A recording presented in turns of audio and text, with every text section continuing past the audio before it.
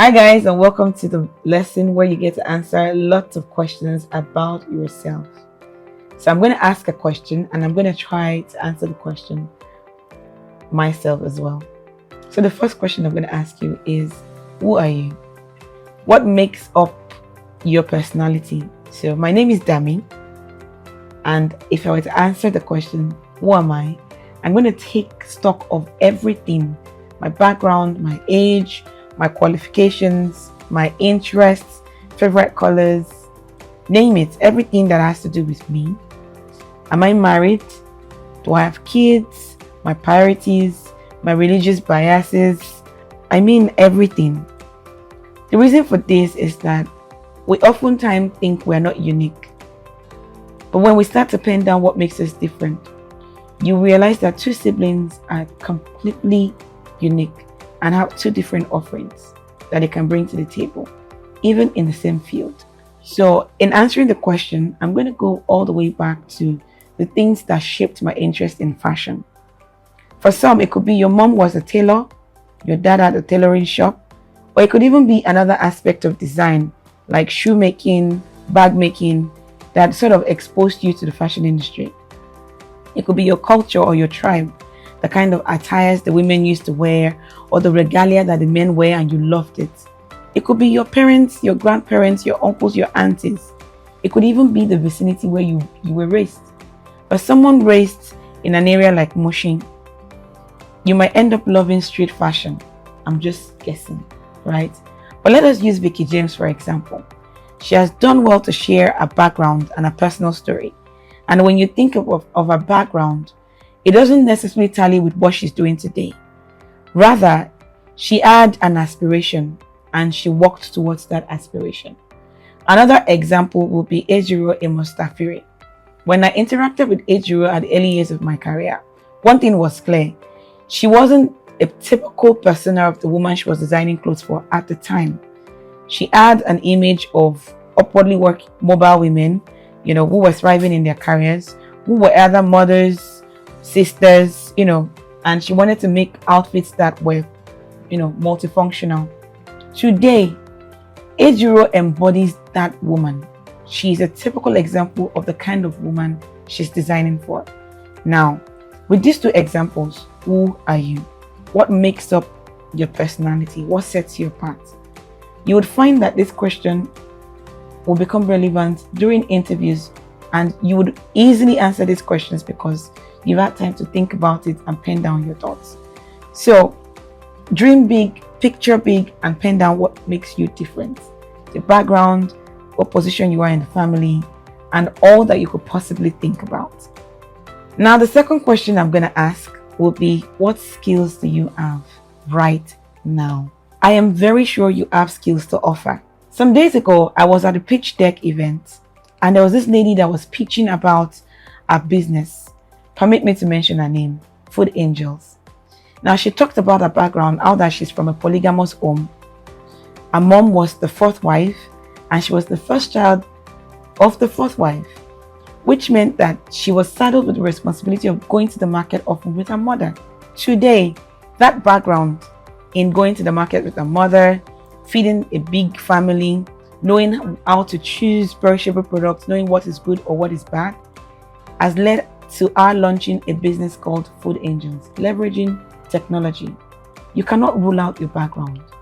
Now, if I were to ask her, what are your skills? What skills do you have now? She will tell you that she's good at buying. She will tell you she knows how to negotiate. She knows how to price. She knows where to find the right goods. Possibly knows where the farmers for specific perishables are located. These are skills that are undeniably inherent because of her upbringing. So let me ask you the question too. What are the skills that you have right now? Do not look down on any skills that you have, because these skills are what we're going to put together and consider them to be transferable skills. Now, let me refine the skills that the founder of Food Angel has. In today's world, they'll be called procurement skills. Do you see what I mean? Going to the market, buying, negotiating. Negotiation skills are to die for when it comes to seeking roles in sales and marketing.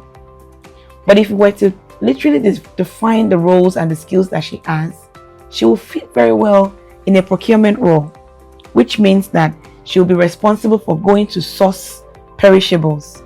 Now, if she were to function in the fashion space, those skills are still very much relevant. So I ask you again, what skills do you have right now? Now that you've answered the first two questions, let me ask you something that is also very interesting. Where have you always pictured yourself working? As for me, I actually pictured myself talking to people. I loved fashion so much. I loved design so much. I'm very good with sourcing. I'm very good with sketching and designing. But every single time I find myself daydreaming, talking to people in fashion. It took me a long time to marry my skills, my interests, and my dreams. So let me ask you, where do you always see yourself, or what do you always see yourself doing? Do you see yourself behind the scene, constructing designs, working with creatives, patterning, loving textiles, feeling textiles, going to the market with your shopping bag, talking and negotiating? What do you see yourself doing? Sometimes that can help you clarify exactly what you should start with. It can also help you determine where to start. If you find yourself sitting in a store with your name in front of the store and customers walking in, that obviously means you want to own a brand someday. However, that doesn't mean you can own a brand or launch a store right now. It means that you would need to work your way to that image that you have of yourself. So ask again, where do you see yourself, or what do you see yourself doing? Now, once you have stated what you see yourself doing, I'm sure that we'll be ready to answer the next question. Hi guys, how have the question and answer sessions been? Challenging? Stretching? Well, that's the idea of this particular model. Now I'm going to ask you the final question. Do you see yourself involved in social impact? This question is relevant because it is important for you to recognize the path you want to follow. There are a lot of businesses today that are considered fashion with good cause. A typical example would be Tom's, the footwear brand that ensures that for every footwear they sell, there's a child that is clothed or sent to school or has a pair of shoes. Meanwhile, there are businesses thriving today that do not have any affinity for social impact. And either way is fine. Choosing or determining where you belong or what path you want to follow at this point is extremely important because it can determine where you should work, what skills you need to acquire, and the kind of business model you're going to run eventually. I deliberately limited the questions to these 4 questions because there's still a lot of sub-questions. This is the part where I tell you about the ebook I wrote a couple of years ago, How to Break into the Fashion Industry. In this ebook, there are a lot of other questions that were well outlined and explained.